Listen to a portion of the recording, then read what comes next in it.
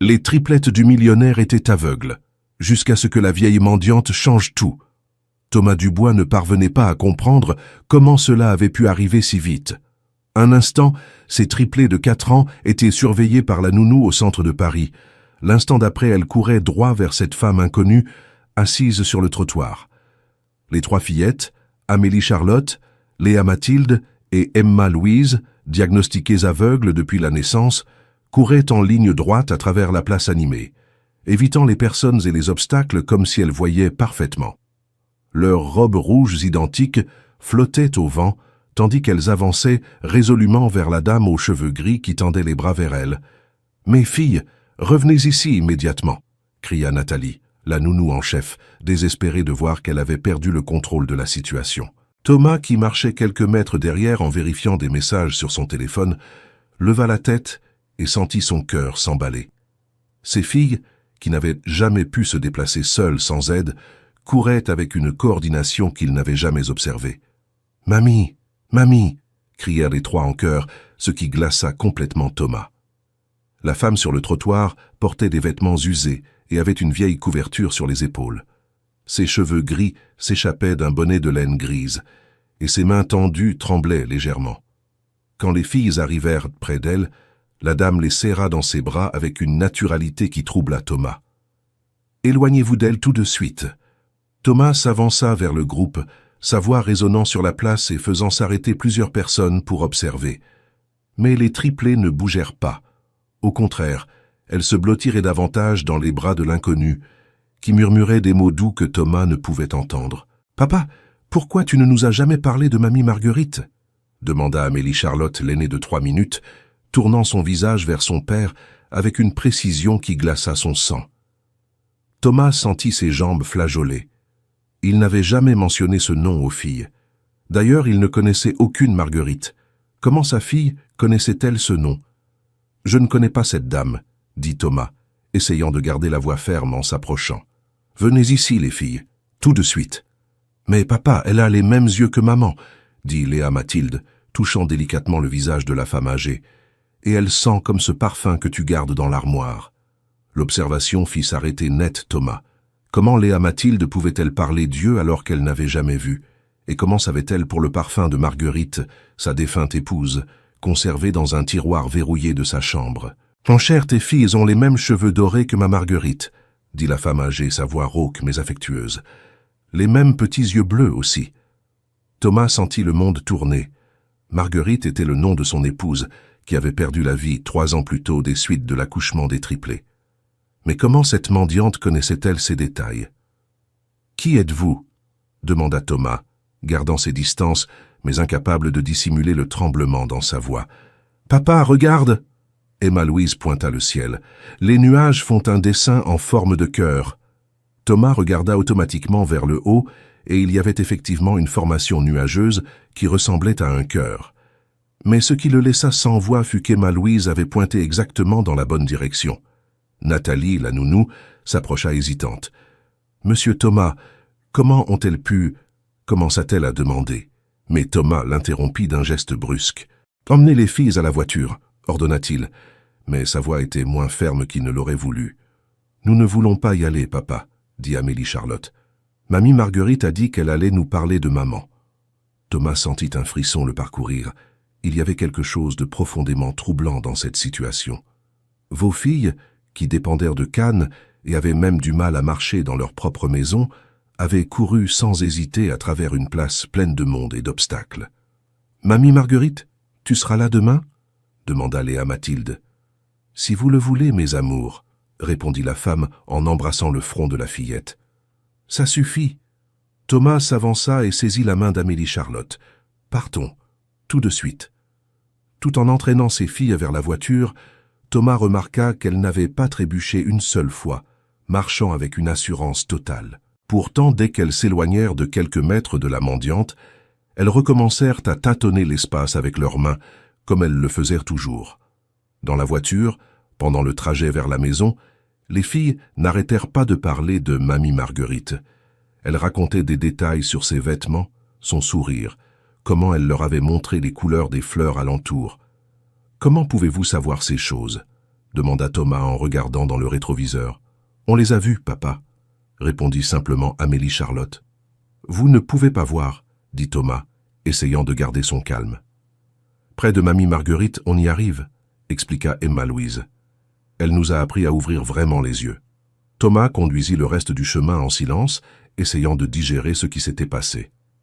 Lorsqu'ils arrivèrent à la maison, une maison moderne de ville dans le 16e arrondissement, il appela immédiatement le docteur Philippe Martin, l'ophtalmologiste qui suivait les filles depuis leur naissance. « Docteur, je dois vous parler d'urgence, » dit Thomas dès que la secrétaire passa l'appel. « Il est arrivé quelque chose aux filles, » demanda le docteur Philippe. « Elles semblaient me voir aujourd'hui. Elles ont marché seules, ont pointé le ciel, ont décrit des couleurs. » Thomas parla rapidement. Il y eut une pause à l'autre bout du fil. « Thomas, c'est impossible. Les examens sont concluants. Vos filles sont nées avec une condition irréversible, » dit le médecin. « Peut-être avez-vous mal interprété les signes. Docteur, elles ont couru en ligne droite sur une place bondée, » insista Thomas. « Sans canne, sans aide, sans trébucher. Amenez les filles demain pour une consultation, » suggéra le docteur Philippe. « Il se peut qu'elles aient développé une compensation sensorielle très avancée. Cela arrive parfois chez les aveugles. » Après avoir raccroché, Thomas monta dans la chambre des filles. Elles jouaient sur le tapis avec leurs poupées, parlant à voix basse. « De quoi parlez-vous » demanda Thomas en s'asseyant par terre près d'elle. « De mamie Marguerite, » dit Léa Mathilde. « Elle a dit qu'elle allait nous apprendre beaucoup de choses. »« Les filles, vous n'avez jamais eu de grand-mère, » dit Thomas doucement. « Maman et papa n'ont plus de parents vivants. »« Mais elle connaît maman, » insista Amélie Charlotte. « Elle nous a même montré une photo. » Thomas sentit son cœur s'emballer à nouveau. « Quelle photo ?»« Une photo de maman quand elle était petite, » expliqua Emma Louise. « Elle portait une robe bleue et jouait dans un jardin. Thomas n'avait jamais vu de photo de Marguerite enfant. D'ailleurs, Marguerite avait raconté que sa famille avait perdu la plupart des vieilles photos dans un incendie. Chers auditeurs, si vous aimez cette histoire, n'hésitez pas à laisser un like et surtout à vous abonner à la chaîne. Cela nous aide beaucoup à démarrer. Maintenant, continuons. Cette nuit-là, Thomas ne put dormir. Allongé dans son lit, il tenait une photo de Marguerite qui se trouvait sur sa table de chevet. C'était celle de leur mariage, 5 ans plus tôt.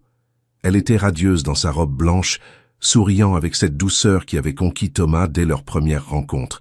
Marguerite était apparue dans sa vie comme un miracle. Thomas, déjà âgé de 35 ans, était uniquement concentré sur le développement de ses affaires dans le secteur technologique.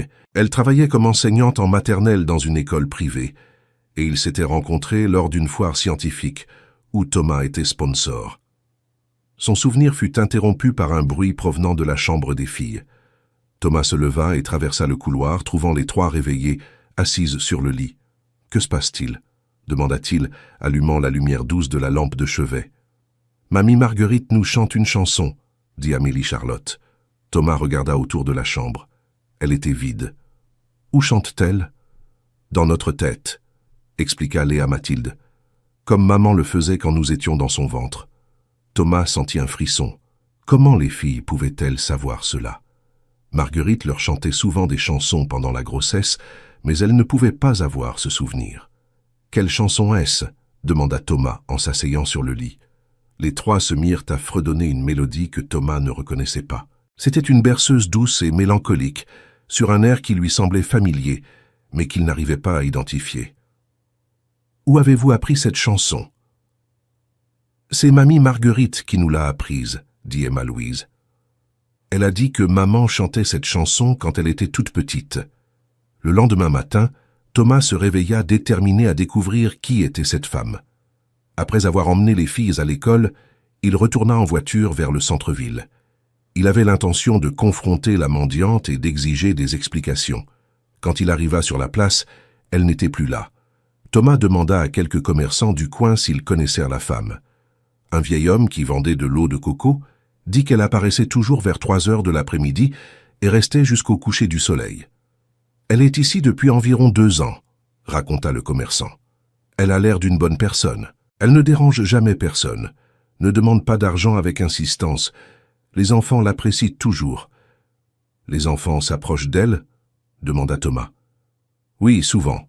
Elle a une manière spéciale avec les petits. On dirait qu'ils lui font confiance instinctivement, expliqua l'homme. Pourquoi? Il s'est passé quelque chose. Thomas ne répondit pas et poursuivit son enquête.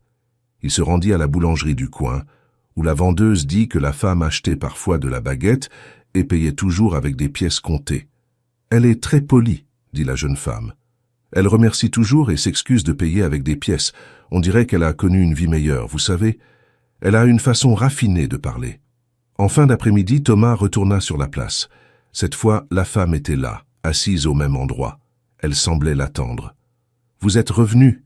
dit-elle quand Thomas s'approcha. « Qui êtes-vous » demanda Thomas directement. « Comment connaissez-vous mes filles ?»« Asseyez-vous ici avec moi » dit-elle, tapotant le trottoir à côté d'elle. « Je ne vous ferai pas de mal. » Thomas hésita, mais finit par s'asseoir, gardant une certaine distance. « Je m'appelle Marguerite Dubois » commença-t-elle. « Et Marguerite était ma fille. » Thomas eut l'impression de recevoir un coup en pleine poitrine. « C'est impossible, dit-il. Marguerite n'avait pas de famille. Elle était orpheline. » Marguerite sourit tristement. C'est ce qu'elle croyait, mais ce n'était pas vrai. « Que voulez-vous dire ? » Marguerite a été élevée par une famille adoptive après qu'on nous ait séparés, expliqua Marguerite. Je n'avais que 17 ans quand elle est née. Ma famille m'a obligé à donner l'enfant à l'adoption. Thomas secoua la tête. Marguerite n'a jamais rien mentionné à ce sujet. Parce qu'elle ne savait pas, dit Marguerite. La famille qui l'a adoptée ne lui a jamais dit la vérité. Quand elle a eu 18 ans, j'ai essayé de la retrouver, mais j'ai découvert que les registres avaient été modifiés. Prouvez ce que vous dites, exigea Thomas. Marguerite fouilla parmi ses affaires et sortit une enveloppe jaunie. À l'intérieur se trouvaient plusieurs vieilles photos et quelques documents. Voici Marguerite quand elle était bébé, montra-t-elle une photo, et celle-ci quand elle avait 3 ans. Thomas prit la photo avec des mains tremblantes. L'enfant sur l'image avait exactement les mêmes traits que ses filles, les mêmes boucles blondes, les mêmes yeux bleus, même le même petit creux au menton. Où avez-vous obtenu ces photos? Je n'ai jamais cessé de suivre sa vie, admit Marguerite. À distance, bien sûr. J'ai appris votre mariage, j'ai appris la grossesse. Quand elle est décédée, j'ai voulu m'approcher des filles, mais quoi? J'ai découvert qu'elles avaient été diagnostiquées aveugles. Je suis resté à observer de loin, vous voyant les emmener en traitement ici près. C'est alors que j'ai décidé de rester dans cet endroit, attendant une opportunité. Thomas a examiné les documents. Il y avait un acte de naissance de Marguerite avec le nom de Marguerite comme mère, ainsi que des lettres écrites à la main. Ces lettres, commença Thomas. Ce sont des lettres que j'ai écrites à Marguerite au fil des années, expliqua Marguerite. Des lettres que je n'ai jamais pu envoyer. Raconter ma vie, combien elle me manquait, mes regrets. Thomas lut quelques lignes d'une des lettres. L'écriture était délicate et les mots révélaient un amour profond et une douleur sincère. « Pourquoi vos filles parviennent-elles à me voir ?» demanda soudainement Marguerite. « Que voulez-vous dire ?»« Elles voient quand elles sont près de moi. Ce n'est pas normal, même pour des enfants aveugles, » remarqua Marguerite. Thomas ne savait quoi répondre. C'était exactement ce qu'il avait constaté. « Vos médecins ont-ils déjà envisagé qu'elle ne soit peut-être pas vraiment aveugle ?» demanda Marguerite. « Comment ça? Elles ont été diagnostiquées dès la naissance. »« Par qui ?» interrompit Marguerite. Thomas réfléchit un instant. « Par le docteur Philippe Martin. Il a fait tous les examens. »« Et qui a recommandé ce médecin ?» Thomas essaya de se souvenir. Ça avait été une période très difficile, avec Marguerite luttant entre la vie et la perte après l'accouchement. C'était ma belle-sœur Sylvie, la sœur de Marguerite, se souvint Thomas. Elle a dit qu'il était le meilleur de la ville. Marguerite nota le nom sur un papier. « Thomas, puis-je vous poser une question personnelle ?»« Allez-y. Sylvie a-t-elle toujours été proche de vous ?» Thomas réfléchit. Sylvie était apparue dans leur vie seulement quelques mois avant le mariage. Marguerite avait été émue d'avoir retrouvé une sœur qu'elle pensait avoir perdue enfant. En réalité, elles se sont retrouvées peu avant notre mariage, raconta Thomas. Marguerite avait perdu sa famille très jeune, et c'était une joie de retrouver Sylvie. Comment se sont-elles retrouvées? Sylvie a dit avoir engagé un détective privé pour retrouver Marguerite, rapporta Thomas. Ce fut un moment très spécial pour mon épouse. Marguerite resta silencieuse quelques minutes, digérant les informations. Thomas, Avez-vous une photo de votre belle-sœur? Thomas chercha sur son téléphone et montra une photo de Sylvie. Le visage de Marguerite pâlit. « Je connais cette femme, » dit-elle, la voix tremblante. « Comment ça? C'est elle qui m'a contacté il y a 5 ans, disant que Marguerite avait perdu la vie dans un accident de voiture, » raconta Marguerite. « C'est elle qui m'a convaincu que je ne devrais jamais vous rechercher. » Thomas sentit son sang se glacer. Sylvie a dit que Marguerite avait perdu la vie, mais c'était avant notre mariage. « Exactement, » confirma Marguerite. « Elle m'a menti et j'ai cru. J'ai pleuré la perte de ma fille pendant 2 ans, jusqu'à ce que je découvre par hasard que Marguerite s'était mariée et était enceinte. » Thomas se leva brusquement. « Je dois y aller, » dit-il. Thomas attendait. Marguerite retint son bras. « Vos filles, elles ne sont pas aveugles, j'en suis sûr. » « Comment pouvez-vous en être sûr? Parce qu'elles ont exactement les mêmes yeux que ma Marguerite. Et Marguerite voyait parfaitement jusqu'à ce qu'elle commence à avoir des convulsions à 5 ans, révéla Marguerite. Des convulsions? Marguerite a eu une maladie neurologique dans l'enfance qui a été traitée avec des médicaments très puissants. Pendant le traitement, sa vision était temporairement altérée. Peut-être que vos filles ont subi quelque chose de similaire. Thomas partit de là, l'esprit en ébullition. Sur le chemin de la maison, il appela le pédiatre des filles, le docteur Laurent Blanc, qui les suivait depuis leur plus jeune âge. « Docteur, j'ai besoin de savoir quels médicaments mes filles ont pris juste après la naissance, » dit Thomas. « Thomas, pourquoi cette question ?» interrogea le médecin. « S'il te plaît, c'est important. Je vais vérifier les dossiers et je te rappelle, » promit le docteur Laurent. À la maison, Thomas trouva Sylvie en train de jouer avec les filles dans le salon. Elle était rentrée plus tôt du travail et avait récupéré les filles à l'école, comme elle le faisait habituellement 2 fois par semaine. « Salut, beau-frère » salua Sylvie. Les filles me racontèrent leur rencontre avec une dame hier. Cela semble avoir été une expérience intéressante. Thomas observa attentivement Sylvie. C'était une femme de 40 ans, aux cheveux châtains toujours bien coiffés, vêtue de façon élégante. Elle travaillait comme avocate et avait été d'un grand soutien pour Thomas après la perte de Marguerite. « Tante Sylvie, mamie Marguerite a dit qu'elle connaissait maman », commenta Amélie Charlotte. Thomas remarqua que Sylvie se raidit légèrement. « Comme c'est intéressant, dit-elle avec un sourire forcé. Et qu'a-t-elle dit d'autre, cette dame ? Que maman chantait une jolie chanson quand elle était petite, raconta Léa Mathilde. Les enfants ont beaucoup d'imagination, dit Sylvie en regardant significativement Thomas. Parfois, ils mélangent réalité et fantaisie.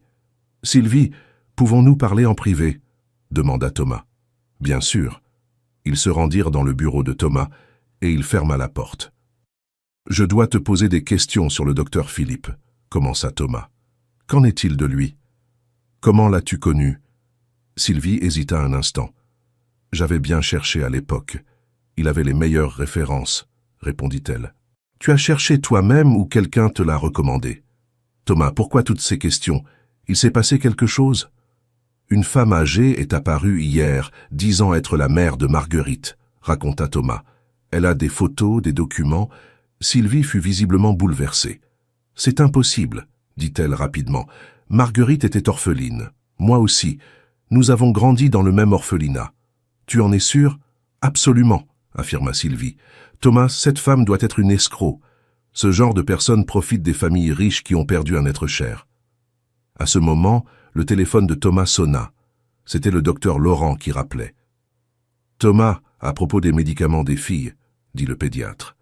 C'est étrange, mais les dossiers ici sont incomplets. Nous n'avons des enregistrements qu'à partir de l'âge de 3 mois.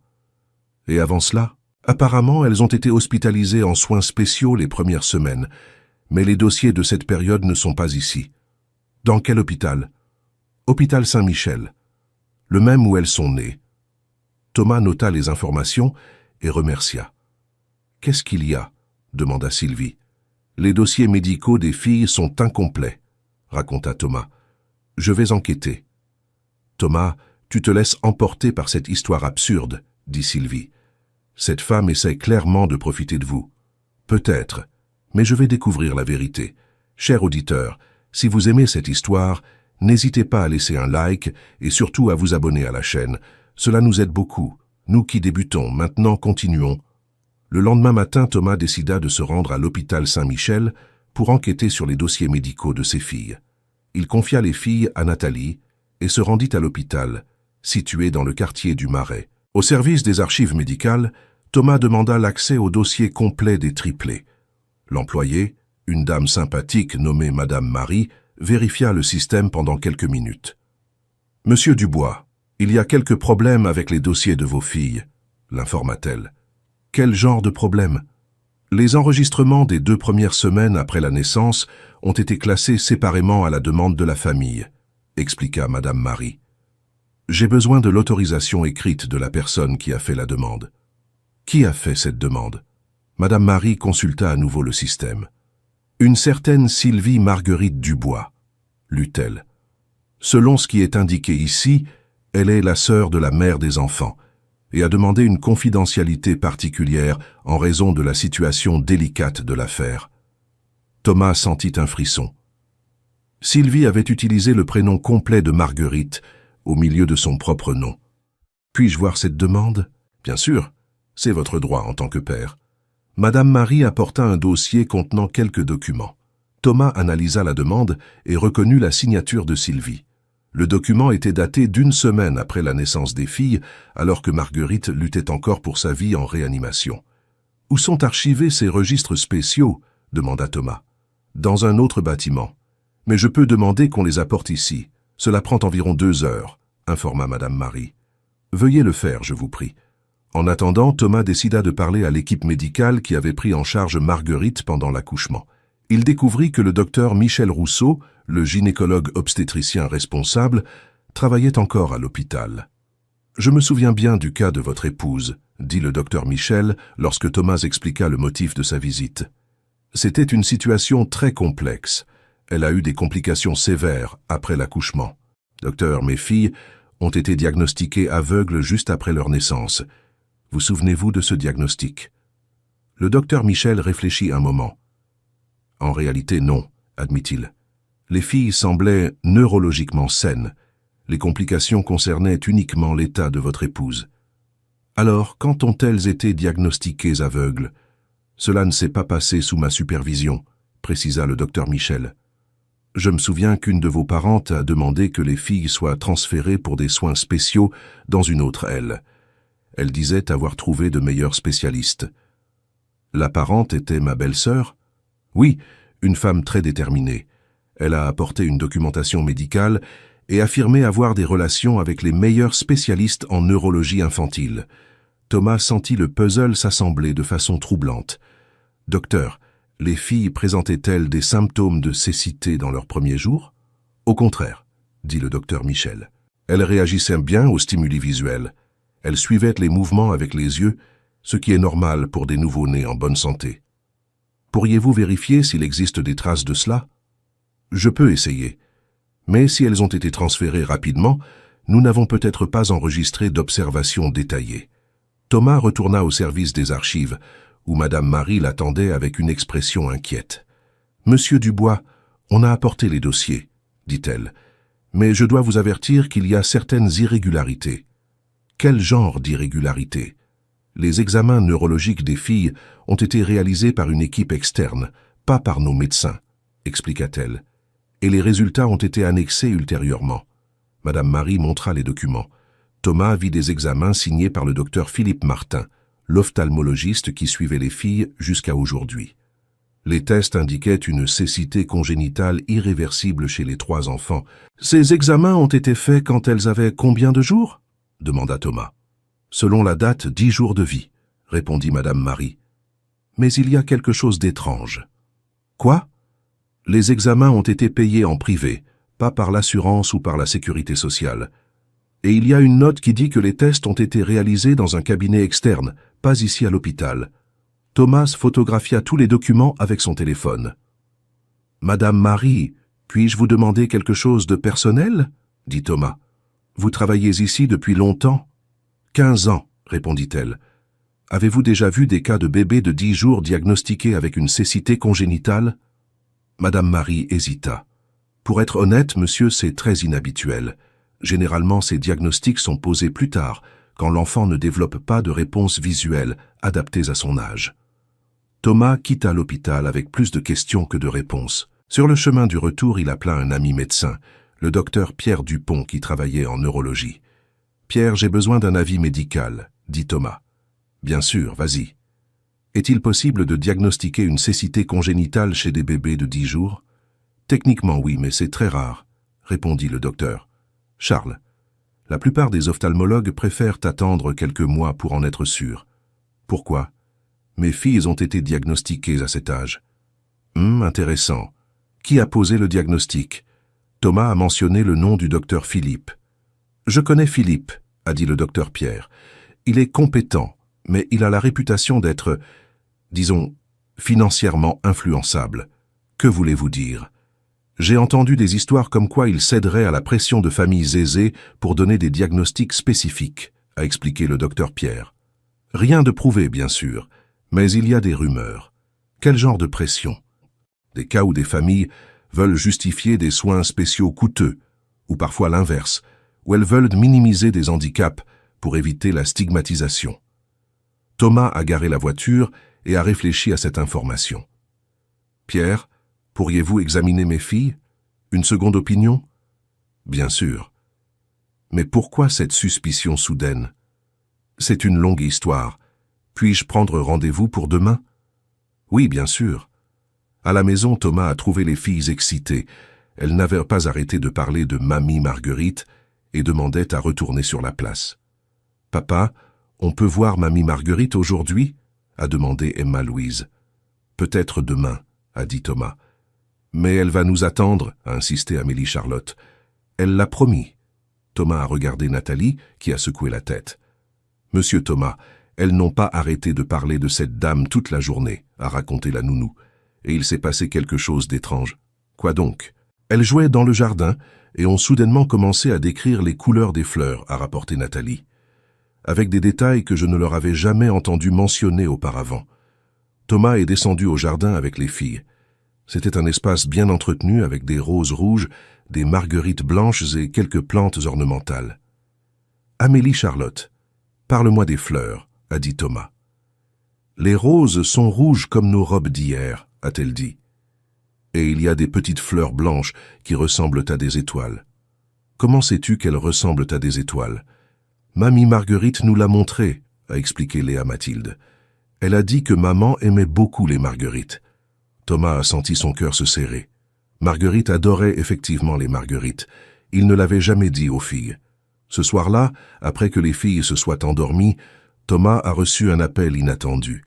C'était une infirmière de l'hôpital Saint-Michel. « Monsieur Dubois, je m'appelle Christine, je travaille en néonatologie, » a dit la femme. « J'ai appris que vous étiez venu aujourd'hui vous renseigner sur vos filles. »« Oui, c'est exact. Puis-je vous parler en privé ? Il s'agit de la période où elles étaient hospitalisées. »« Bien sûr, quand ? Je préfère ne pas en parler au téléphone. Puis-je vous rencontrer demain dans un endroit neutre ? Thomas a fixé rendez-vous dans un café du centre-ville. » Il a raccroché, intrigué par le mystère qui semblait s'épaissir d'heure en heure.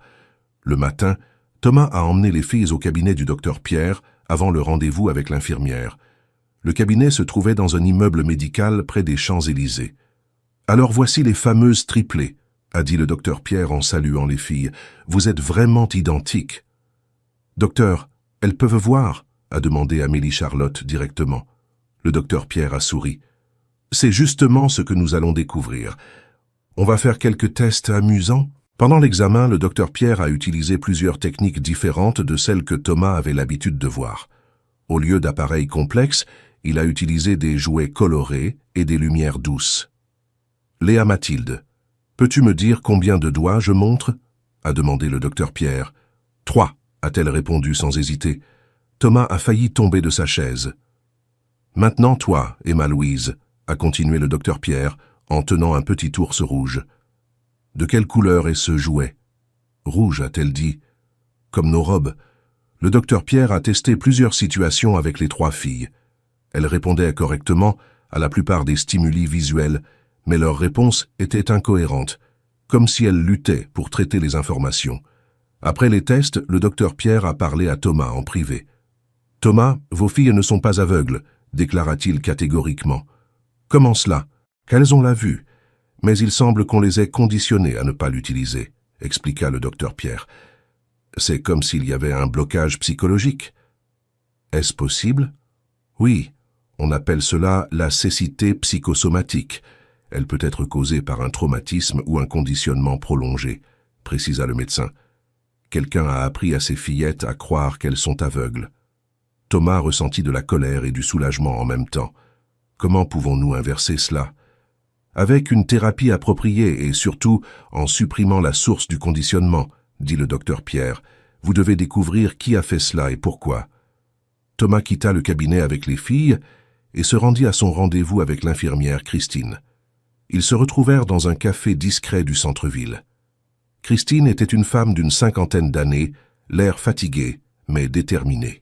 « Monsieur Dubois, je travaille dans cet hôpital depuis 15 ans, » commença-t-elle. « J'ai vu beaucoup de choses, mais le cas de vos filles m'a toujours troublé. »« Pourquoi ?»« Parce qu'elles étaient des bébés parfaitement en bonne santé, » raconta Christine. « Elles réagissaient aux stimuli, suivaient les mouvements des yeux, elles étaient neurologiquement normales. » « Que s'est-il passé alors ? » « Votre belle-sœur est arrivée avec une équipe médicale privée et a dit que les filles avaient besoin de soins spéciaux, » rapporta Christine. « Elle avait toute la documentation nécessaire, donc nous n'avons pas pu contester. »« Quel genre de soins spéciaux ? » Elles ont emmené les filles dans une pièce isolée. Elles ont dit que c'était pour faire des examens neurologiques avancés, expliqua Christine. Mais j'ai remarqué qu'elles ont commencé à leur donner des médicaments. Quels médicaments ? Des sédatifs légers et d'autres substances que je n'ai pas reconnues, dit Christine. Quand j'ai posé des questions, on m'a dit que c'était le protocole pour les examens. Thomas sentit le sang lui monter à la tête. Combien de temps cela a-t-il duré ? 2 semaines. Quand les filles sont sorties de cette pièce, elles semblaient différentes, se souvint Christine. Elles ne réagissaient plus aux stimuli visuels comme avant. Pourquoi n'avez-vous jamais dénoncé cela ? J'ai essayé de poser des questions à l'époque, mais on m'a dit que j'exagérais, répondit Christine. Votre belle-sœur avait beaucoup d'influence à l'hôpital. Après cela, on m'a muté dans un autre service. Christine, sauriez-vous me dire quels médecins ont participé à ces procédures ? Le docteur Philippe Martin était toujours présent, et il y avait un autre homme, plus jeune, dont je n'ai jamais su le nom, se rappela-t-elle. Mais je peux vous le décrire. La description que Christine fit coïncidait avec celle d'un camarade de fac de Sylvie que Thomas avait rencontré lors de quelques réunions sociales, un psychiatre nommé Dr Antoine Bernard. « Monsieur Dubois, puis-je vous donner un conseil ?» dit Christine avant qu'ils ne se séparent. « Gardez vos filles loin de votre belle-sœur jusqu'à ce que vous découvriez toute la vérité. » Thomas rentra chez lui le cœur lourd. Il trouva Sylvie en train de jouer avec les filles dans le salon, comme elle le faisait toujours quand elle rentrait plus tôt du travail. « Bonjour, beau-frère, » le salua-t-elle. « Comment s'est passée ta journée ?»« Éclairante, » répondit Thomas en l'observant attentivement. « Les filles m'ont dit qu'elles sont allées chez le médecin aujourd'hui, » dit Sylvie. « Tout va bien pour elles ?»« En fait, j'ai découvert quelque chose d'intéressant, » dit Thomas. « Elles ne sont pas aveugles. » Sylvie laissa tomber le jouet qu'elle tenait. « Comment ça ?» demanda-t-elle en essayant de rester calme. Le médecin l'a confirmé. Elles ont une vision normale, mais on les a conditionnées à croire qu'elles sont aveugles. Sylvie devint visiblement nerveuse. « Thomas, c'est impossible. Elles ont été diagnostiquées par des spécialistes, » argumenta-t-elle. « Des spécialistes que tu as recommandés, » fit remarquer Thomas. « Je voulais seulement ce qu'il y a de mieux pour elles. »« Sylvie, j'ai besoin que tu sois honnête avec moi, » interrompit Thomas. « Qui est Marguerite Dubois ?» La réaction de Sylvie fut immédiate. Son visage pâlit et elle se leva brusquement. « Je n'ai jamais entendu ce nom, » mentit-elle. « Je suis sûr que vous la connaissez, » insista Thomas. « C'est la mère de Marguerite. »« Marguerite était orpheline !» cria Sylvie, perdant le contrôle. « Vous étiez tous les deux orphelins, tout comme moi. » Les fillettes cessèrent de jouer et regardèrent les adultes, sentant la tension dans l'air. « Sylvie, asseyez-vous, » dit Thomas fermement. « Parlons-en calmement. »« Il n'y a rien à discuter, » dit Sylvie en prenant son sac. « Vous êtes manipulé par une escroc. Alors expliquez-moi pourquoi vos documents médicaux ont été payés en privé, » défia Thomas. « Expliquez-moi pourquoi mes filles ont été médicamentées pendant 2 semaines sans mon consentement. » Sylvie s'arrêta à la porte. « Comment avez-vous su cela ?» Alors c'est vrai, constata Thomas. Sylvie se retourna lentement. Son expression avait complètement changé. L'affection et l'inquiétude familiale avaient été remplacées par quelque chose de froid et calculateur. « Vous ne comprenez rien, dit-elle. J'ai protégé ces filles. » « Protégé de quoi ? » ?»« De découvrir la vérité sur la famille de Marguerite, » répondit Sylvie. « Sur les problèmes génétiques, sur les troubles mentaux. » « Quels problèmes génétiques ? » ?»« La mère de Marguerite a passé des années internée dans un asile, » mentit Sylvie désespérément. Je ne pouvais pas laisser cela se découvrir. Les filles auraient pu hériter des problèmes. Thomas savait qu'elle mentait. Les enquêtes de la journée avaient révélé beaucoup de choses sur le caractère de Sylvie. « Papa, pourquoi tante Sylvie est-elle en colère ?» demanda Amélie Charlotte. « Ne vous inquiétez pas, les filles, » dit Thomas en gardant sa voix calme. « Tante Sylvie rentre chez elle maintenant. »« En fait, non, » dit Sylvie. « J'ai des droits légaux sur ses enfants. Marguerite m'a nommée tutrice légale au cas où il vous arriverait quelque chose à tous les deux. » Thomas sentit un frisson. « Quel document ?»« Un testament que Marguerite a signé avant de mourir, » affirma Sylvie, pendant qu'elle était en soins intensifs. « Une personne dans le coma ne peut pas signer de documents légaux. »« Elle a eu des moments de conscience, » interrompit Sylvie, « et elle s'inquiétait pour l'avenir des filles au cas où vous ne pourriez pas vous en occuper correctement. » Thomas comprit que Sylvie avait tout planifié soigneusement pendant des années. Mais il restait une pièce du puzzle qu'il ne comprenait pas. Pourquoi faire croire aux filles qu'elles sont aveugles ? Parce que les enfants aveugles ont besoin de soins spéciaux constants, expliqua Sylvie froidement. Ils ont besoin d'un tuteur qui comprenne leurs besoins. Vous ne seriez jamais considéré capable de vous occuper seul de 3 enfants handicapés.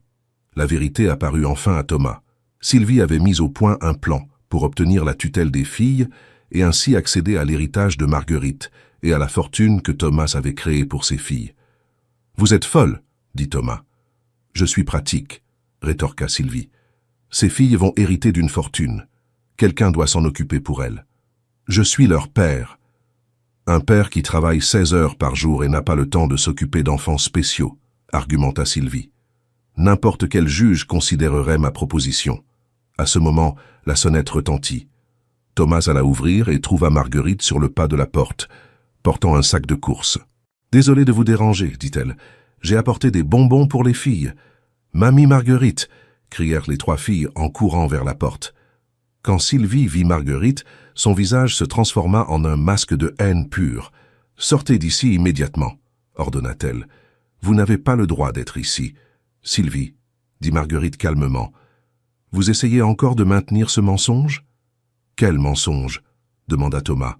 « Le mensonge que Marguerite était votre sœur, » dit Marguerite en regardant Sylvie. « Vous n'avez jamais été sœur. » Sylvie resta silencieuse. Sylvie était la secrétaire de l'avocat qui s'était occupé de l'adoption de Marguerite, expliqua Marguerite. Quand Marguerite a eu 18 ans et a commencé à chercher sa famille biologique, Sylvie s'est rapprochée d'elle en prétendant être sa sœur perdue. « Comment sais-tu cela ?» demanda Thomas. « Parce que j'ai engagé un détective pour enquêter sur qui avait informé Sylvie au sujet de ma famille, » révéla Marguerite. « J'ai découvert qu'elle avait accès à tous les dossiers d'adoption. C'est ainsi qu'elle a connu des détails intimes sur la vie de Marguerite. » Thomas regarda Sylvie visiblement paniquée. « Est-ce vrai ?» demanda-t-il. « Marguerite avait besoin d'une famille, » murmura Sylvie. « Je lui ai offert cela. »« Tu as profité de son manque affectif, » accusa Marguerite. « Et maintenant tu fais la même chose avec ses petites filles. »« Mamie Marguerite, pourquoi tante Sylvie ne t'aime pas ?» demanda Léa Mathilde. « Parce qu'elle a peur que vous découvriez qui je suis vraiment, » répondit Marguerite avec franchise. « Et qui es-tu » demanda Emma-Louise. « Je suis la maman de votre maman, » dit Marguerite. « Je suis votre vraie grand-mère. » Les filles regardèrent Thomas, perplexes. « C'est vrai, papa ?» demanda Amélie Charlotte. Thomas regarda Marguerite, puis Sylvie, et enfin ses filles. « Oui, dit-il. C'est vrai. » Sylvie poussa un cri de frustration. « Vous allez le regretter, » menaça-t-elle. « J'ai des documents qui prouvent mes droits légaux, et j'ai des enregistrements de conversations où Marguerite exprimait des inquiétudes sur la stabilité émotionnelle de Thomas. »« Quels enregistrements ?» demanda Thomas. « Des conversations que nous avons eues à l'hôpital, » dit Sylvie. « Marguerite s'inquiétait de ton obsession pour le travail, de ton incapacité à montrer de l'affection aux filles. Thomas ressentit une douleur dans la poitrine. Il était vrai qu'il s'était réfugié dans le travail après la perte de Marguerite, mais c'était sa façon de faire face au deuil. Ces enregistrements ont-ils été faits quand Marguerite était sous sédation ? Demanda Marguerite. Sylvie ne répondit pas. Sylvie, tu devrais partir, dit Thomas. Demain, je consulterai un avocat. Pas la peine, dit Sylvie. Mon avocat prépare déjà les documents. Dans 72 heures, je demanderai officiellement la garde des filles. Elle sortit en claquant la porte.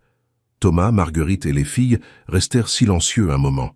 « Papa, tante Sylvie est fâchée parce qu'on peut voir mamie Marguerite ?» demanda Amélie Charlotte. « Non, ma chérie, » dit Thomas, en serrant ses filles dans ses bras. « Elle est fâchée parce qu'elle a perdu le contrôle d'une situation qu'elle n'aurait jamais dû contrôler. »« Je peux t'appeler mamie, vraiment ?» demanda Léa Mathilde à Marguerite. « Bien sûr, mon ange, » répondit Marguerite, les larmes aux yeux. « C'est ce que j'ai toujours voulu entendre. Cher auditeur, si vous aimez cette histoire, n'hésitez pas à laisser un like et surtout à vous abonner à la chaîne. Cela nous aide beaucoup, nous qui débutons. Maintenant, continuons. Cette nuit-là, après que les filles se furent endormies, Thomas et Marguerite eurent une longue conversation dans la cuisine. Marguerite raconta sa version complète des événements, depuis la naissance de Marguerite jusqu'au moment où Sylvie avait menti sur sa perte. « Thomas, tu dois savoir que Marguerite a essayé de me retrouver, » révéla Marguerite. 2 mois avant votre mariage, elle a engagé un détective privé. Marguerite ne me l'a jamais dit. Parce que le détective était Sylvie, expliqua Marguerite. Marguerite ignorait qu'elle payait sa propre menteuse pour retrouver la famille que Sylvie lui cachait. Thomas secoua la tête, impressionné par la complexité de la manipulation. Marguerite, comment as-tu survécu dans la rue toutes ces années? J'ai travaillé dans des familles, fait des ménages, vendu des confiseries, raconta-t-elle. J'ai économisé chaque centime pour pouvoir m'occuper des filles, si j'en avais un jour l'occasion. Pourquoi n'as-tu pas essayé de me retrouver plus tôt? Je l'ai fait. Plusieurs fois, dit Marguerite. Mais Sylvie avait convaincu toute l'équipe médicale que j'étais une femme déséquilibrée qui pourrait nuire aux enfants. Comment a-t-elle fait cela? En soudoyant des gens, en falsifiant des documents, en inventant des histoires sur mon passé, expliqua Marguerite. Elle a même réussi à me faire interner dans une clinique psychiatrique pendant quelques mois. Thomas ressentit un mélange de colère et d'admiration pour la détermination de Marguerite. Pourquoi mes filles arrivent-elles à voir quand elles sont près de vous? Parce qu'elles n'ont jamais été vraiment aveugles, dit Marguerite. Leur cécité est psychologique.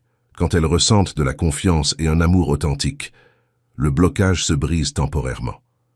Le docteur a dit quelque chose de similaire aujourd'hui. Thomas, vos filles ont été conditionnées par des médicaments et une thérapie psychologique à croire qu'elles ne peuvent pas voir, expliqua Marguerite. Sylvie a utilisé des techniques qu'elle a apprises pendant les années où elle a travaillé en psychiatrie légale. Comment savez-vous cela? Parce que j'ai tout enquêté sur elle pendant ces 3 années, dit Marguerite. J'ai découvert qu'elle s'était spécialisée dans la manipulation psychologique pour des cas juridiques. Le lendemain, Thomas engagea 2 avocats, un spécialiste en droit de la famille et un autre en crimes financiers. Il demanda également au docteur Pierre d'examiner les filles plus en détail. Pendant l'examen, le docteur Pierre découvrit quelque chose de troublant. « Thomas, il y a des traces de médicaments dans l'organisme des filles, » révéla-t-il. « Quelqu'un leur donne encore des substances. »« Comment cela ?» demanda Thomas alarmé. « Des sédatifs légers et des anxiolytiques, » précisa le docteur Pierre. « À petite dose, mais constante, probablement mélangée dans la nourriture ou la boisson. » Thomas pensa immédiatement aux vitamines que Sylvie apportait chaque semaine aux filles. Elle insistait toujours pour qu'elles prennent ces suppléments. « Docteur, si nous arrêtons ce médicament, elles vont retrouver complètement la vue en quelques semaines, » confirma le docteur Pierre. « Mais nous devons le faire progressivement pour éviter un choc psychologique. » Thomas rentra chez lui déterminé à affronter la situation. Il trouva Sylvie qui l'attendait dans le salon avec Nathalie et les filles.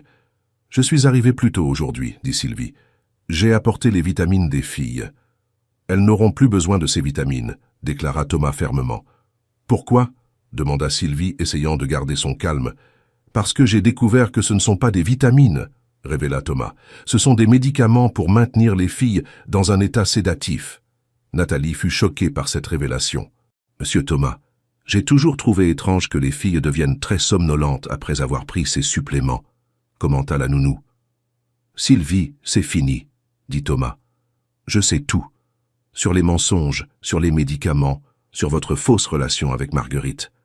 Vous n'avez aucune preuve de rien, répondit Sylvie, mais sa voix tremblait. Si, j'en ai, dit Thomas, en montrant une enveloppe. Des rapports médicaux, des témoignages d'employés de l'hôpital, des relevés financiers de paiement à des médecins corrompus.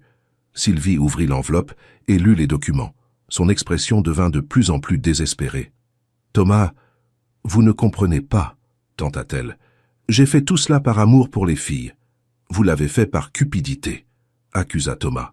Vous vouliez accéder à leur héritage et aux fonds éducatifs que Marguerite a créés. Ce n'est pas vrai. Alors expliquez-moi les retraits que vous avez effectués du fonds éducatif ces 2 dernières années, défia Thomas. Sylvie pâlit. Elle ignorait que Thomas avait découvert les mouvements financiers irréguliers. J'avais besoin de l'argent pour payer les traitements spéciaux des filles, mentit-elle. Des traitements que vous avez inventés pour les maintenir malades, répondit Thomas. À ce moment, les filles, qui jouaient par terre, commencèrent à prêter attention à la conversation des adultes. « Papa, pourquoi tante Sylvie pleure ?» demanda Emma-Louise. Thomas regarda Sylvie, qui avait effectivement des larmes aux yeux. Mais ce n'étaient pas des larmes de regret, mais de frustration d'avoir été découverte. « Tante Sylvie est triste parce qu'elle a fait de mauvaises choses, » expliqua Thomas avec gentillesse. « Elle peut s'excuser ?» suggéra Léa Mathilde. « Mamie Marguerite a dit qu'on peut toujours s'excuser quand on a tort. » Sylvie regarda les fillettes, et un instant Thomas vit quelque chose de sincère dans ses yeux. Peut-être avait-elle vraiment développé de l'affection pour les enfants au cours de ces années. « Les filles, commença Sylvie, mais elle ne put continuer. « Sylvie, dit Thomas. Il est encore temps de faire ce qui est juste. Avoue tout, rends l'argent que tu as pris, et nous pourrons peut-être régler cela sans impliquer la police. »« Et si je le fais » demanda-t-elle. « Tu pourras rendre visite aux filles de temps en temps, sous supervision, » proposa Thomas. « Elles se sont habituées à toi toutes ces années. » Sylvie réfléchit quelques instants, regardant les fillettes jouer innocentement par terre. « D'accord, dit-elle finalement. Je vais tout avouer. » Les jours suivants, Sylvie révéla l'étendue complète de son stratagème. Outre les médicaments et les dossiers médicaux falsifiés, elle avait manipulé des testaments, créé de faux documents et même soudoyé des employés de l'hôpital. Le plus choquant fut de découvrir qu'elle avait enregistré secrètement des conversations avec Marguerite pendant ces moments de délire causés par les médicaments postpartum, montant ces enregistrements pour donner l'impression que Marguerite remettait en cause la capacité de Thomas comme père. Le docteur Philippe Martin fut suspendu du conseil médical et fait l'objet d'une enquête pour plusieurs irrégularités. Le psychiatre docteur Antoine Bernard avoua avoir participé au stratagème en échange de paiements substantiels de Sylvie. Avec l'arrêt progressif des médicaments et le début d'une thérapie psychologique appropriée, les triplés commencèrent à retrouver rapidement la vue. Le docteur Pierre surveilla le processus et confirma qu'elles auraient une vision normale dans quelques semaines. Le moment le plus émouvant survint 2 semaines plus tard, quand Amélie Charlotte regarda directement Thomas et dit « Papa, tu es plus beau que je ne l'imaginais. » Thomas pleura pour la première fois depuis la perte de Marguerite. Marguerite emménagea dans une petite maison que Thomas avait achetée près de la sienne, pour que les filles puissent voir quotidiennement leur grand-mère. Elle apporta avec elle une collection de photos de Marguerite enfant et jeune femme, ainsi que des lettres qu'elle avait écrites à sa fille au fil des années. « Mamie Marguerite raconte encore comment maman était quand elle était petite ?» demanda Léa Mathilde, un après-midi alors qu'elles étaient dans le jardin. « Votre maman était exactement comme vous 3, raconta Marguerite. Curieuse, affectueuse, et elle adorait les Marguerites. « Et elle chantait la chanson que tu nous as apprise ?» demanda Emma-Louise. « Oui, je chantais cette chanson pour l'endormir, comme je le fais maintenant pour vous. » Thomas observait ces interactions depuis le bureau, éprouvant un mélange de joie et de mélancolie. Ses filles découvraient la famille maternelle dont il ignorait l'existence. et cela comblait un vide qu'il ne savait même pas présent. Marguerite se révéla une grand-mère dévouée et affectueuse, mais aussi respectueuse des limites de Thomas en tant que père. Elle n'essaya jamais de surpasser son autorité ou de remettre en question ses décisions parentales. « Thomas, dit-elle un après-midi, tandis que les filles faisaient la sieste, je veux que tu saches que je n'ai pas l'intention de changer la vie que tu as construite pour elles.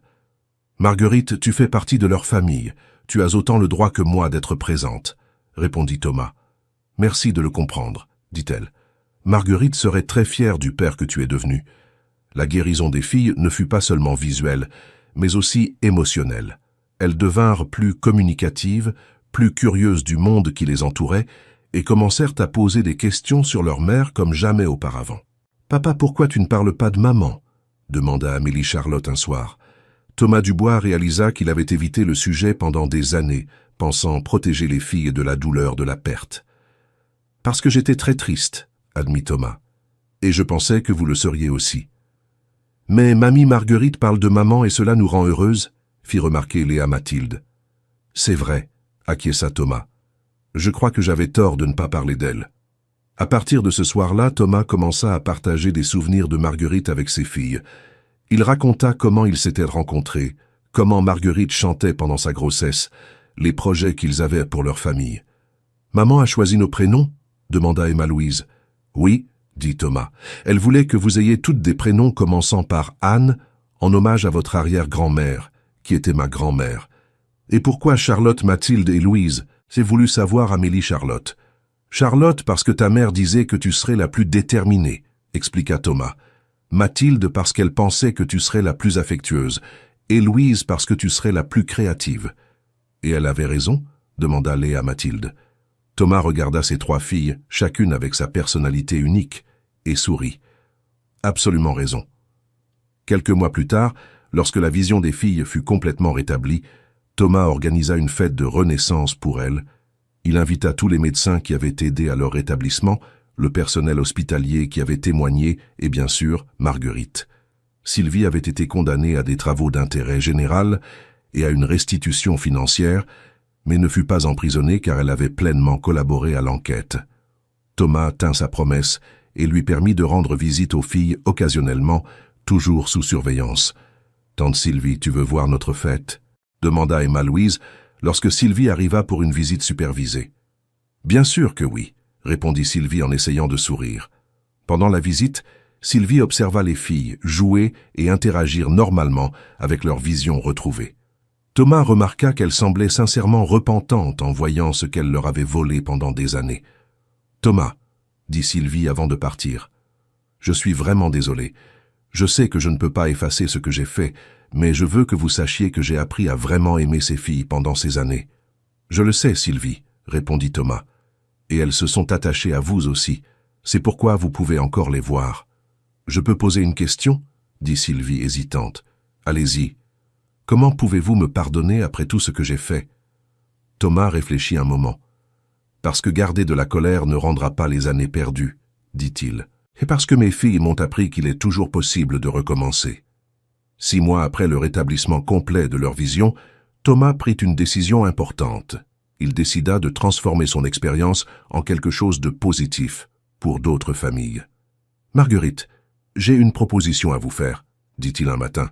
« Quel genre de proposition ?»« Je veux ouvrir un centre de rétablissement pour enfants ayant subi des traumatismes psychologiques, » expliqua Thomas. « Et j'aimerais que vous en soyez la directrice pédagogique. » Marguerite fut émue par la proposition. « Thomas, j'adorerais, mais je n'ai pas la formation académique suffisante. »« Vous avez mieux, » l'interrompit Thomas. « L'expérience de la vie et un cœur immense. Nous pouvons embaucher des spécialistes pour la partie technique, mais nous avons besoin de quelqu'un qui comprenne l'amour inconditionnel. » Le centre fut construit sur un terrain spacieux dans l'ouest de Paris. Thomas investit une part importante de sa fortune dans le projet, créant un espace moderne mais chaleureux pour les enfants et les familles en situation difficile. Les triplés, maintenant avec une vision normale et des personnalités florissantes, devinrent des ambassadrices informelles du projet. Elles racontèrent leurs histoires à d'autres enfants, montrant qu'il est toujours possible de surmonter les traumatismes avec de l'amour et des soins appropriés.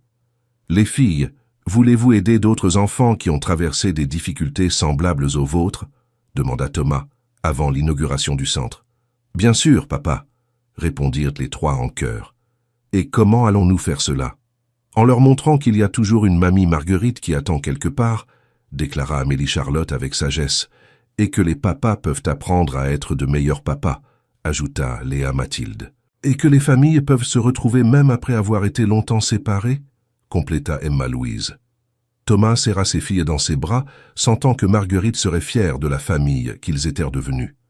Le jour de l'inauguration du centre, de nombreuses familles étaient présentes. Des enfants souffrant de différents types de traumatismes purent jouer et interagir dans un environnement sûr et chaleureux. « Mamie Marguerite, » dit Léa Mathilde pendant la cérémonie, « tu crois que maman nous voit aujourd'hui ?»« J'en suis sûre, mon amour, » répondit Marguerite, « et elle est très fière de vous. »« Et de papa aussi ?» demanda Amélie Charlotte. Thomas, qui écoutait la conversation, s'approcha. « Je l'espère, dit-il. J'essaie d'être le père qu'elle voulait que je sois. »« Tu l'es déjà, papa, » déclara Emma-Louise en entourant les jambes de Thomas de ses bras. Durant la première semaine de fonctionnement du centre, ils accueillirent 15 enfants, avec différents types de traumatismes. Certains avaient vécu des situations de maltraitance, d'autres des accidents ayant causé des traumatismes psychologiques, et certains avaient des histoires similaires à celles des triplés. Marguerite se révéla exceptionnellement douée pour créer des liens avec les enfants traumatisés. Sa propre histoire de résilience et sa patience infinie créaient une atmosphère où les enfants se sentaient en sécurité pour exprimer leur peur et commencer à guérir. « Comment faites-vous pour leur parler si facilement ?» demanda le docteur Pierre, devenu consultant pour le centre. « Parce que je comprends ce que c'est de perdre quelque chose d'important et de devoir reconstruire sa vie, » expliqua Marguerite. « Ces enfants ont besoin de savoir que quelqu'un croit en leur capacité à s'en sortir. » Thomas observait les activités du centre dès qu'il le pouvait. Voir Marguerite travailler avec les enfants lui faisait mieux comprendre le genre de grand-mère que Marguerite avait perdu en étant séparée de sa mère alors qu'elle était bébé. « Marguerite, » dit Thomas un après-midi, « puis-je vous poser une question personnelle ?»« Bien sûr. Avez-vous déjà regretté d'avoir confié Marguerite à l'adoption ?» Marguerite réfléchit attentivement avant de répondre. « Tous les jours pendant 40 ans, avoua-t-elle. Mais en voyant ce qu'elle est devenue, en voyant la famille qu'elle a construite avec vous, en voyant les petites filles merveilleuses que j'ai, je pense que les choses se sont passées comme elles devaient se passer. Comment cela? Si Marguerite était restée avec moi, peut-être ne serait-elle pas devenue enseignante, peut-être ne vous aurait-elle pas rencontré, peut-être n'aurait-elle pas eu ces filles incroyables, réfléchit Marguerite. Parfois, on perd quelque chose pour trouver quelque chose de plus grand encore. Thomas comprit que Marguerite faisait référence non seulement à sa propre expérience, mais aussi à ce qu'il avait vécu. Perdre Marguerite avait été dévastateur, mais à travers cette perte, il avait trouvé la force d'être un meilleur père et avait découvert une famille élargie qu'il ne connaissait pas. 1 an après l'inauguration du centre, il avait déjà aidé plus de 100 familles. Les histoires de résilience se multipliaient, et Thomas reçut un prix municipal pour sa contribution sociale. Durant la cérémonie de remise des prix, Thomas emmena les triplés, et Marguerite comme invitée spéciale. « Papa, tu es célèbre ?» demanda Emma-Louise. « Non, mon amour, » répondit Thomas. « Je fais simplement ce que j'ai appris de vous. Qu'as-tu appris de nous? Que l'amour véritable peut guérir n'importe quelle blessure, » dit Thomas. Et que les familles se forment non seulement par le sang, mais par les choix et l'attention mutuelle. À la fin de la cérémonie, un journaliste demanda à Thomas quel avait été le moment le plus important de toute son expérience. « C'est quand mes filles m'ont regardé et m'ont dit que j'étais plus beau que ce qu'elles imaginaient, » répondit Thomas. « Parce qu'à ce moment-là, j'ai compris qu'elles me voyaient vraiment, pas seulement avec les yeux, mais avec le cœur. Et quelle a été la plus grande leçon que vous avez apprise ?» Thomas regarda ses filles jouer avec Marguerite au fond du salon.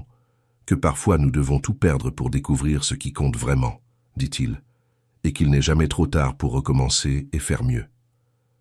2 ans après la guérison des filles, Thomas reçut un appel inattendu. C'était l'infirmière Christine qui avait témoigné dans l'affaire. « Monsieur Dubois, j'ai des nouvelles concernant un autre cas similaire à celui de vos filles, » dit-elle. Que voulez-vous dire? Le docteur Philippe faisait l'objet d'une enquête pour d'autres cas de diagnostic frauduleux, expliqua Christine. Ils ont découvert au moins 5 autres familles qui pourraient avoir vécu la même situation. Thomas sentit son cœur s'accélérer. Des enfants qui avaient été diagnostiqués à tort comme aveugles? Pas seulement aveugles. Certains avec un faux autisme, d'autres avec une déficience intellectuelle, détailla Christine. Tous impliquant des questions d'héritage familial. Thomas proposa immédiatement les ressources du centre pour aider ces familles. Marguerite accepta de coordonner un programme spécial pour les cas de traumatisme médical frauduleux. « Thomas, » dit Marguerite, « tu réalises que ton expérience peut aider des dizaines d'autres familles? » « Je le réalise, et je pense que c'est ce que Marguerite voulait que je fasse avec la douleur de sa perte. »« Comment cela ? » ?»« Transformer la souffrance en guérison pour les autres, » expliqua Thomas. « C'est ce que tu as fait pour moi et pour les filles. C'est ce que je peux faire pour d'autres familles. » Le centre élargit ses activités et devint une référence nationale dans la récupération des traumatismes psychologiques infantiles causés par des manipulations médicales ou familiales. Les triplés, maintenant âgés de 6 ans, fréquentaient une école normale et avaient un développement typique pour leur âge. Elles entretenaient une relation spéciale avec les enfants qui visitèrent le centre, offrant amitié et jeu à ceux qui suivaient des processus de rétablissement. « Mamie Marguerite, » dit Amélie Charlotte un après-midi, « pourquoi certaines personnes font-elles du mal aux enfants? Parce que certaines personnes ont très peur ou sont très tristes et font de mauvais choix, » expliqua Marguerite. « Mais il y a toujours de bonnes personnes prêtes à aider à réparer ces mauvais choix. Comme toi et papa l'ont fait pour nous, exactement comme moi et ton papa l'avons fait pour vous. » Thomas, qui écoutait la conversation depuis la cuisine, sourit. Marguerite était devenue non seulement la grand-mère dont les filles avaient besoin, mais aussi la partenaire d'éducation qu'ils n'avaient jamais su qu'ils désiraient. Il n'y avait pas de romance entre eux, mais un partenariat solide basé sur l'amour mutuel pour les filles et le respect de la mémoire de Marguerite. « Marguerite, » dit Thomas ce soir-là, après que les filles se furent endormies. « J'ai réfléchi à quelque chose. »« Quoi ?» ?»« Marguerite a laissé des lettres pour que les filles les lisent quand elles seraient plus grandes, » raconta Thomas. « Je pense qu'il est temps qu'elles commencent à découvrir ces écrits. Tu crois qu'elles sont prêtes? Je pense que nous ne le saurons jamais si nous n'essayons pas, » dit Thomas. « Et je pense que Marguerite aurait aimé qu'elle connaisse les rêves qu'elle avait pour elle. » Le week-end suivant, Thomas et Marguerite organisèrent une séance spéciale où ils lurent certaines des lettres de Marguerite aux filles. « Ma chère Amélie Charlotte, » lut Thomas, « si tu entends cela, cela signifie que tu as grandi pour devenir une fille courageuse et curieuse. J'ai toujours su que tu serais le leader de tes sœurs. » Amélie Charlotte fut émue en entendant les mots de sa mère spécifiquement adressés à elle. « Léa Mathilde, mon amour, » continua Thomas. « Ta sensibilité et ta tendresse toucheront le cœur de nombreuses personnes tout au long de ta vie. Utilise ce don pour rendre le monde meilleur. Et pour ma petite Emma-Louise, » lut Marguerite, prenant une autre lettre. « Ta créativité et ton imagination créeront de belles choses. Ne laisse jamais personne dire que tes rêves sont trop grands. » Les filles écoutèrent dans un silence respectueux, comprenant pour la première fois qu'elles avaient une mère qui avait rêvé de leur avenir, tout en sachant qu'elle ne serait pas présente pour les voir grandir. « Maman savait qu'elle allait tomber malade ?» demanda Léa Mathilde. « Elle savait que quelque chose pourrait arriver pendant l'accouchement, » expliqua Thomas. « C'est pourquoi elle a écrit ces lettres, pour être sûre que vous sauriez à quel point vous étiez aimé. Et elle a dit quelque chose sur toi, papa ?» voulut savoir Emma-Louise. Thomas sourit et prit une lettre spéciale. « Thomas, si tu lis ceci avec nos filles, cela signifie que tu as réussi à être le père incroyable que j'ai toujours su que tu serais. Merci de leur donner tout l'amour que je n'ai pas pu leur donner, » lut-il, la voix étranglée. « Maman avait raison, » dit Amélie Charlotte. « Tu es un père incroyable. Et mamie Marguerite est aussi incroyable, » ajouta Léa Mathilde. « Nous sommes une famille complète, même sans maman, » remarqua sagement Emma-Louise. Thomas serra ses filles dans ses bras, sentant qu'il avait enfin tenu la promesse faite à Marguerite le jour de sa disparition. Bien s'occuper des filles, et veiller à ce qu'elles sachent combien elles étaient aimées. 3 ans s'étaient écoulés depuis la guérison complète de la vue des triplés. Le centre de rééducation était devenu une institution respectée, accueillant des familles de tout le pays. Thomas décida d'écrire un livre racontant son expérience dans le but d'alerter d'autres familles sur les signes de manipulation médicale et psychologique. Marguerite collabora à l'écriture, ajoutant son point de vue de grand-mère et d'éducatrice. « Papa, est-ce que tu vas devenir célèbre avec ce livre ?» demanda Amélie Charlotte.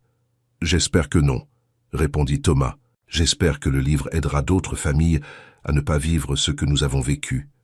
Et si d'autres enfants le lisent et se sentent moins seuls, suggéra Léa Mathilde. Alors, ça en aura valu la peine, confirma Thomas. Le livre fut publié 2 ans plus tard et devint un succès national. Des familles de toute la France partagèrent des histoires similaires, créant un réseau de soutien pour les cas de traumatisme psychologique infantile. Sylvie, qui avait purgé sa peine de travaux d'intérêt général, envoya une lettre à Thomas commentant le livre. « Thomas, j'ai lu votre livre et j'ai pleuré à chaque page. Voir comment vous avez transformé quelque chose de si terrible en espoir pour d'autres familles me fait réaliser l'ampleur du mal que j'ai causé. Les filles sont magnifiques sur les photos du livre. Merci de me permettre de faire encore partie de leur vie, même de loin. Sylvie. » Thomas montra la lettre à Marguerite. « Tu penses qu'elle a vraiment changé ?» demanda-t-il. « Je pense qu'elle a appris à vivre avec les conséquences de ses actes, » répondit Marguerite. « C'est déjà un progrès. Les filles demandent encore parfois de ses nouvelles. Et tu autorises toujours les visites supervisées ? » « Oui, » confirma Thomas.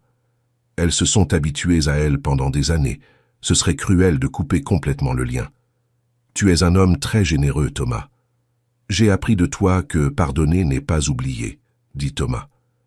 C'est choisir de ne pas laisser le passé détruire le présent.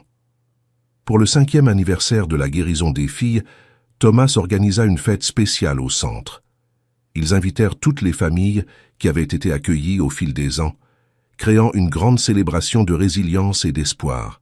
« Mamie Marguerite, » dit Emma-Louise pendant la fête, « tu te souviens quand on n'arrivait pas à te voir correctement ?»« Je m'en souviens, mon amour.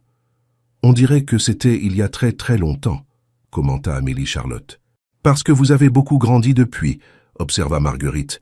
« Pas seulement physiquement, mais en sagesse aussi.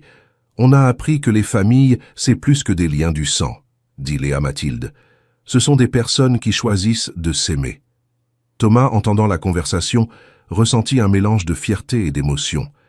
Ces filles avaient mûri de façon extraordinaire après tout ce qu'elles avaient vécu.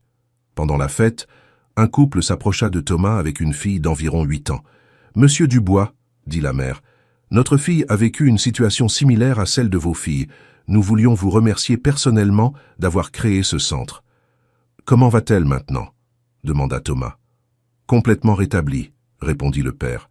« Et c'est grâce au travail que vous faites ici. » La jeune fille s'est approchée des triplés et elles jouaient déjà ensemble, comme si elles étaient des amies de longue date. « Thomas, » dit Marguerite, « tu te rends compte du nombre d'enfants que vous avez aidés à retrouver leur famille ?»« Nous, Marguerite, » corrigea Thomas, « nous avons aidé. Tu es le cœur de ce projet. Et toi, tu es la structure qui permet à tout de fonctionner, » répondit-elle.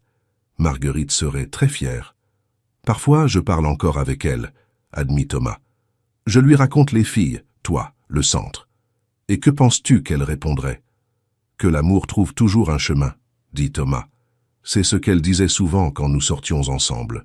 « Elle avait raison, » confirma Marguerite.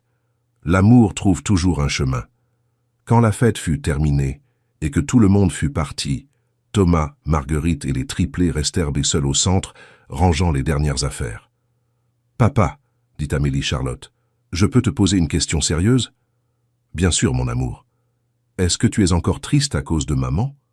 Thomas réfléchit attentivement avant de répondre. « Parfois, elle me manque, » dit-il honnêtement. « Mais je ne suis plus triste comme avant. »« Pourquoi ?» demanda Léa Mathilde. « Parce que j'ai appris qu'elle continue de vivre en vous trois, » expliqua Thomas. Dans la gentillesse d'Amélie Charlotte, dans la sensibilité de Léa Mathilde, dans la créativité d'Emma-Louise. « Et as-tu appris à être heureux de nouveau ?»